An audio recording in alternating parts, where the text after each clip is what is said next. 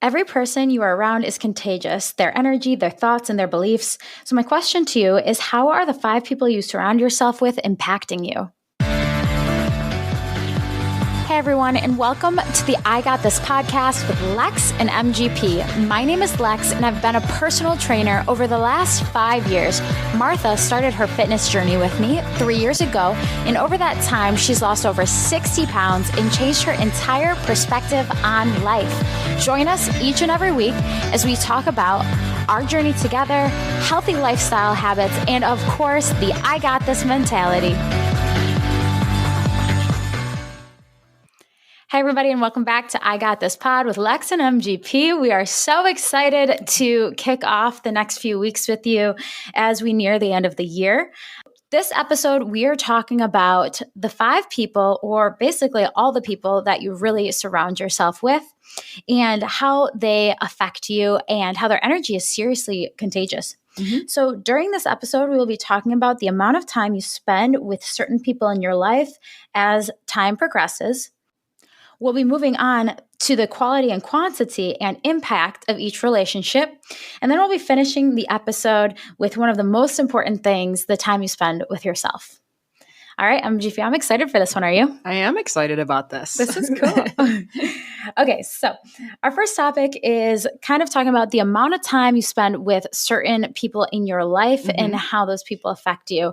The first thing that you said is that people's energy is contagious. Yeah, not even their energy, but their attitudes, their habits, really everything about them. When you think about it, you know, if you're constantly hearing certain ideas or seeing certain habits or assumptions or values from the people that you're surrounded by, you're either going to push them away or you're going to adopt those same kind of habits. Exactly. So that's kind of, you know, those feelings are catching. Plus you want to have that sense of belonging a lot of times.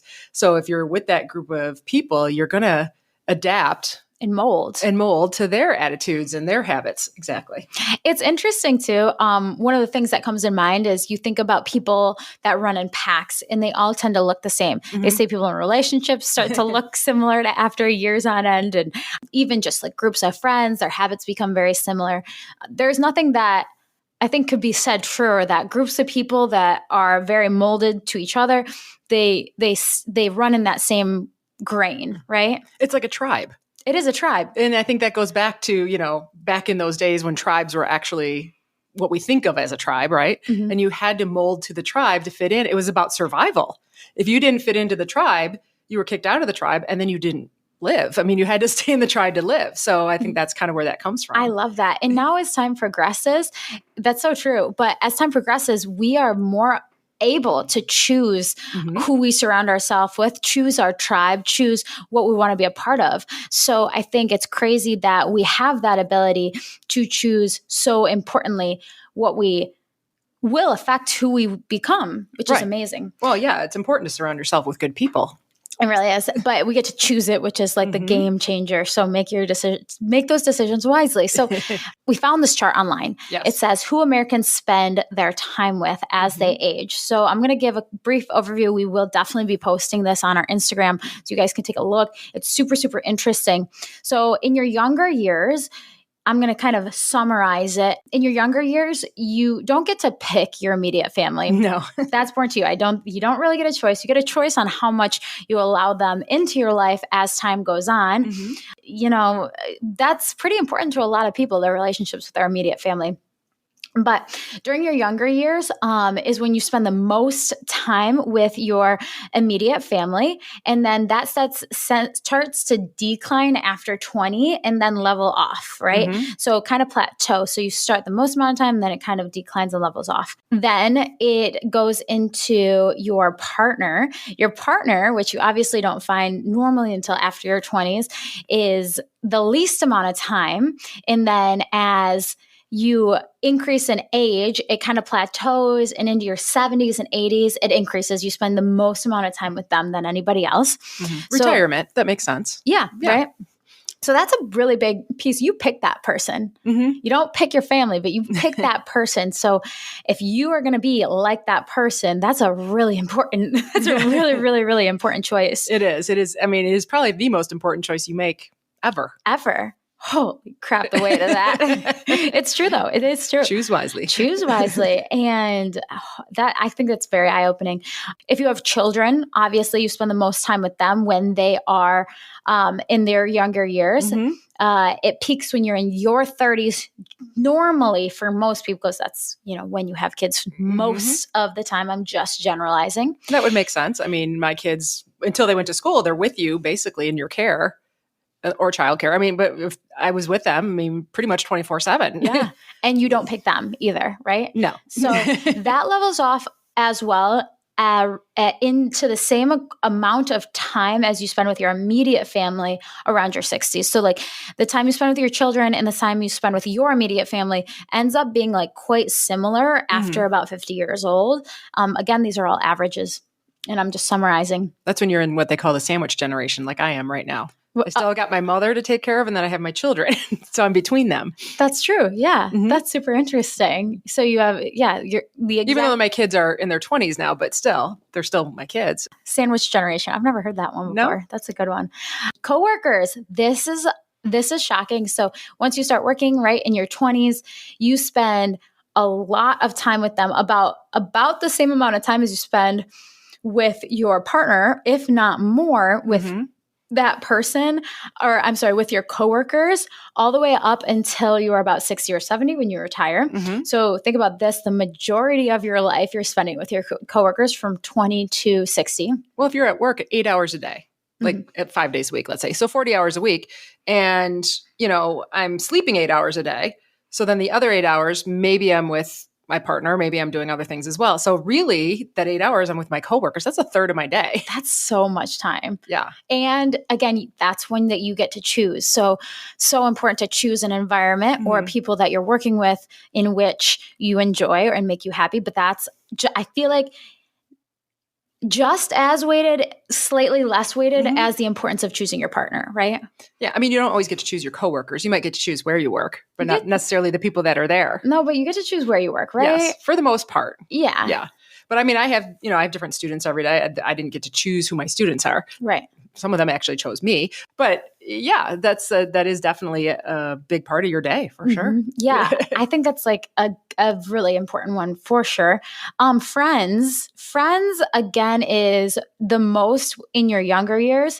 And then that definitely levels off after your 20s and 30s. That's lower than your family. So you spend a lot less time with those people, but you get to choose those people as well. And then this is my favorite one. Guess who you spend the most time with? It's yourself. It's yourself. You said it perfectly. How many hours a week how many hours are in a week? 168. How many hours a week do you spend with yourself? 168. Hell yeah. No one else even comes close to 168. Yes, exactly. And that just continues. So it actually, how the graph says, it says you, as time goes on, you spend the most time. It doesn't say by yourself, but it says alone.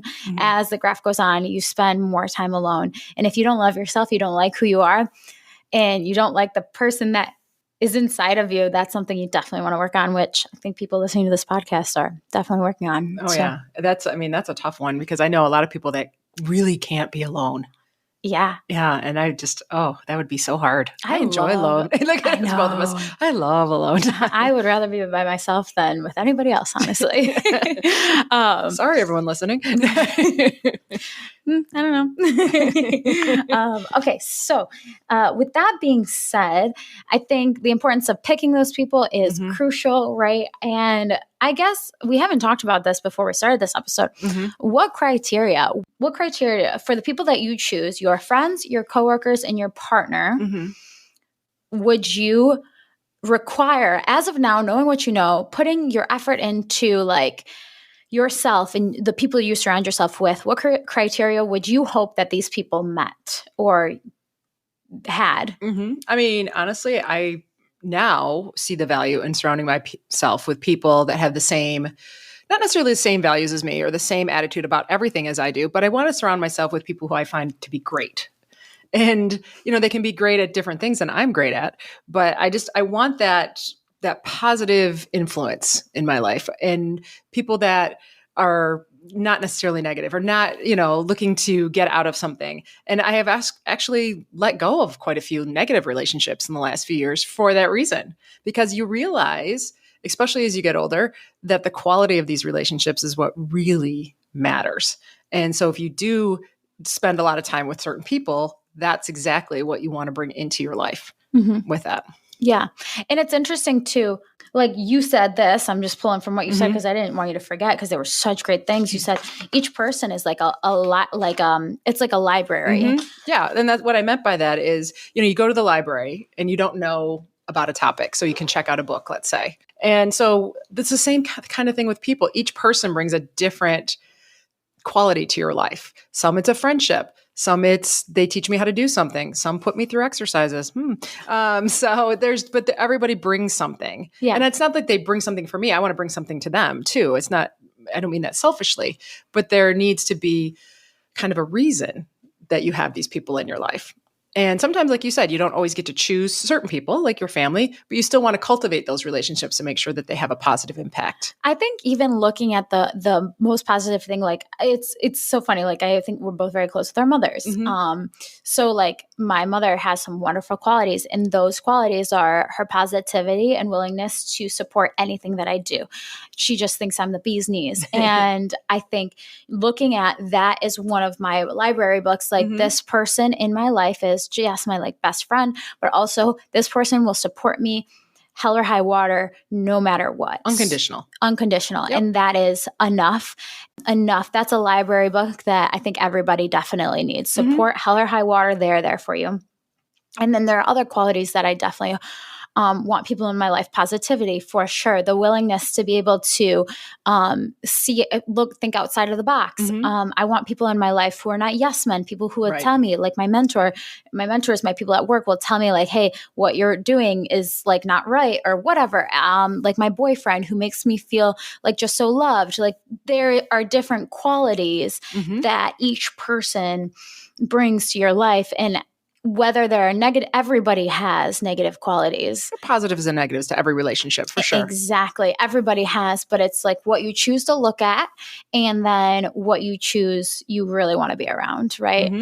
Do their positive qualities impact you so much that it's worth being around your time. So, and it's kind of back to the library thing. Not all books are good books. Yes. Not all books bring you wisdom. But I feel like even sometimes when you do have a negative relationship or someone like that in your life, you learn from that and you learn what to look for going forward too. Yeah. So there's always a chance to learn there.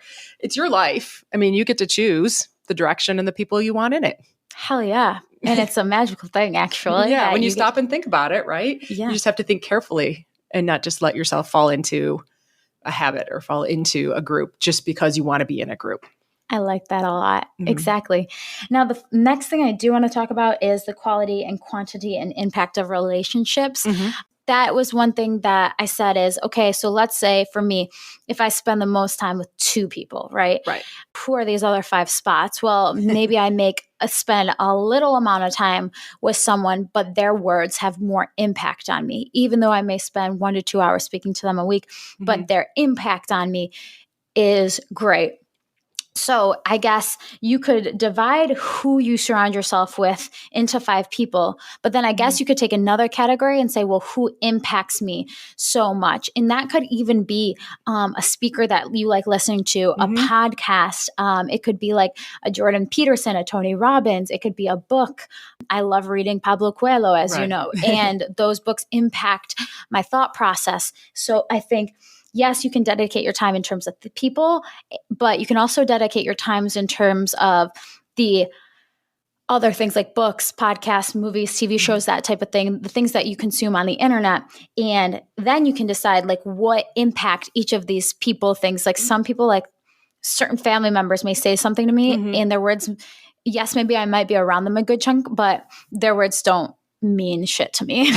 They don't carry as much weight. They carry no weight. I won't value what they say. Yeah. Well, that's takes some learning, to be honest. It sure does. Because I could say that's taken me a lot longer than you to get to that point. I'm lucky with that because I've had people build me up when I need it and give me good advice and feedback and also choose what makes me happy and not happy, right? So I'm lucky that I've learned that.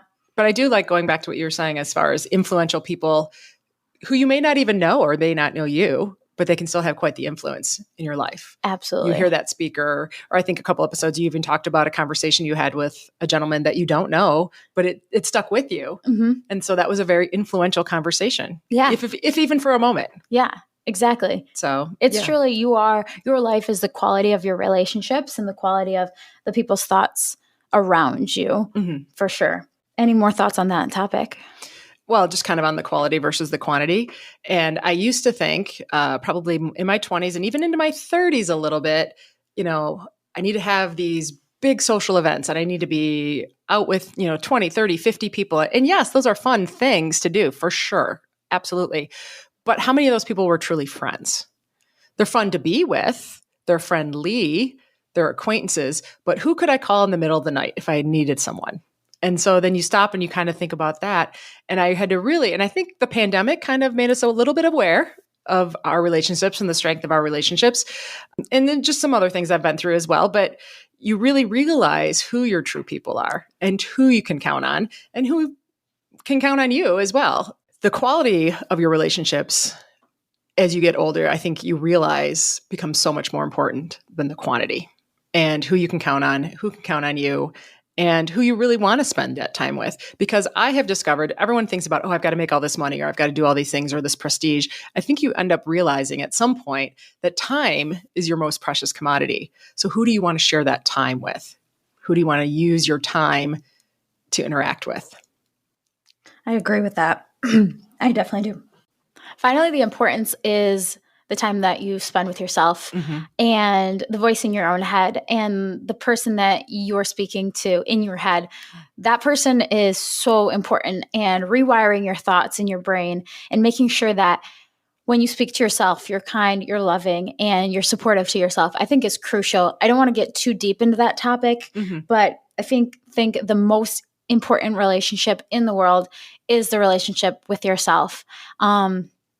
Teaching that, God, that's a big task. However, I think remembering that as time goes on, you're going to spend the most time with yourself, and working on that relationship is going to be so worthwhile. And it is worthwhile. Absolutely. Because your happiness really stems on how happy you are with yourself. It's true.